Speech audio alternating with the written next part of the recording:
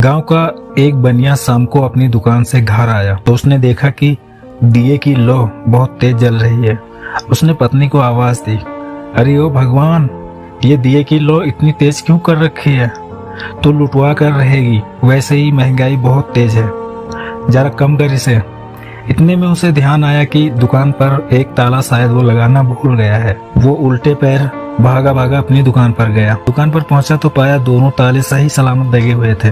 परमात्मा का धन्यवाद किया। वापस घर पहुंचा तो देखा दिए की लौ कम हो चुकी थी। पत्नी से पूछा, दिए की लौ तुमने कम की? जी हाँ। पत्नी बोली, कैसे करी? जिस सुई की नोक से करी। और किससे करती? और सुई की नोक में जो तेल लग गया उसका क्या? वो तो बेकार गया ना। पत्नी बोली, जी मैं आपकी तरह बेवकूफ थोड़ी ही हूँ। सुई की नोक पर जो तेल लग गया था उसे मैंने अपने सर में लगा लिया है।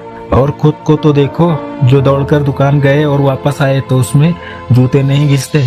पति बोला कि मैं भी तेरा पति हूँ, थोड़ी तो अकल है मुझमें। मैं जूते बगल में दबा के नंगे पाँव ही गया था।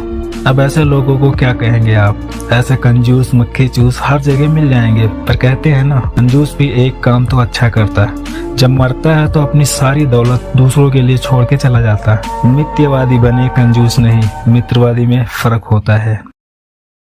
क्या आपको पता है कि आपका सबसे बड़ा दुश्मन कौन है? आपका सबसे बड़ा दुश्मन कौन है? कौन सी ऐसी चीज है जो आपको सफल नहीं होने दे रही? कौन आपकी राह की सबसे बड़ी बाधा है? तो इसका जवाब है, आपके सबसे बड़े दुश्मन तो सिर्फ आप हैं। खुद ने ही खुद को रोक रखा है। दुनिया में बड़ा होने और मेहनत करने से किसी ने क्या कभी रोका है? फिर हम मेहनत क्यों नहीं करते? लोग आपकी गति को स्लो कर सकते हैं लेकिन आपको रोक नहीं सकते। बादल चाहे कितने भी बड़े और घने क्यों न हो, उनकी हैसियत नहीं कि वो सूरज की रोशनी को रोक ले। जब सूरज उगेगा तो बादलों को चीर कर रख देगा। अंधेरा चाहे कितना भी घना क्यों न हो, रात चाहे कितनी भी काली क्यों न हो, उसकी औकात सूरज की एक किरण से ज्यादा की नहीं है। सूरज की एक किरण पड़ी और अंधेरा गायब। इसी तरह दुनिया में किसी बाधा की हैसियत आपकी काबिलियत से ज्यादा नहीं है। रुक जाने के लिए तो आप स्वयं जिम्मेदार हैं।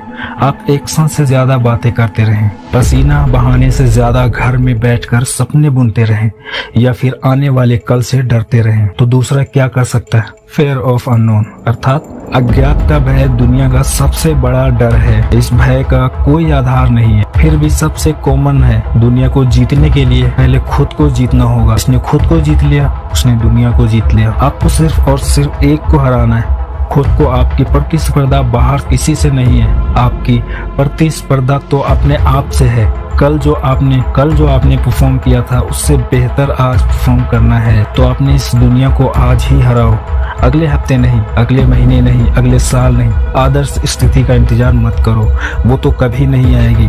इस दुश्मन को हरा लोगे तो बाहर किसी की ताकत नहीं जो तुम्हें रोक सके। बहुत समय पहले की बात है। एक बार एक गुरुजी गंगा किनारे स्थित एक गांव में अपने भक्तों के साथ स्नान कर रहे थे। तभी एक राहगीर आया और उनसे पूछा, महाराज इस गांव में कैसे लोग रहते हैं? दरअसल मैं अपने मौजूदा निवास स्थान से कहीं और जाना चाहता हूँ। गुरुजी बोले, जहाँ तुम अभी रहते हो वहाँ किस प्रकार के लोग रहते हैं? तो उस आदमी ने जवाब दिया, महाराज मत पूछिए, वहाँ तो एक से बढ़कर एक कपटी, दुष्ट और बुरे लोग बसे हुए हैं। गुरुजी बोले, इस गांव में भी बिल्कुल उसी तरह के लोग रहते हैं, कपटी, दुष्ट, बुरे।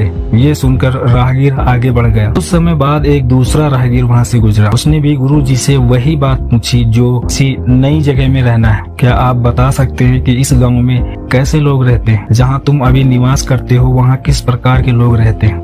गुरुजी ने इस राहगीर से भी वही सवाल पूछा। वहाँ तो बड़े से बड़े सभ्य, सुलझे और अच्छे लोग रहते हैं। राहगीर ने ऐसा बोला, तुम्हें बिल्कुल उसी प्रकार के लोग यहाँ भी मिलेंगे, सुलझे और अच्छे। गुरुजी ने अपनी बात पूरी की और दैनिक कार्यों में लग गए। पर उनके जो भक्त थे ये सब देख रहे थे और राहगीर के जाते ही उन्होंने पूछा, क्षमा कीजिएगा महाराज, पर आपने दोनों राहगीरों को एक ही स्थान के बारे में अलग अलग बातें क्यों बताई? गुरुजी बोले, भक्तों, आमतौर पर हम चीजों को वैसे नहीं देखते जैसे वो हैं, बल्कि उन्हें हम ऐसे देखते हैं जैसे कि हम खुद हैं।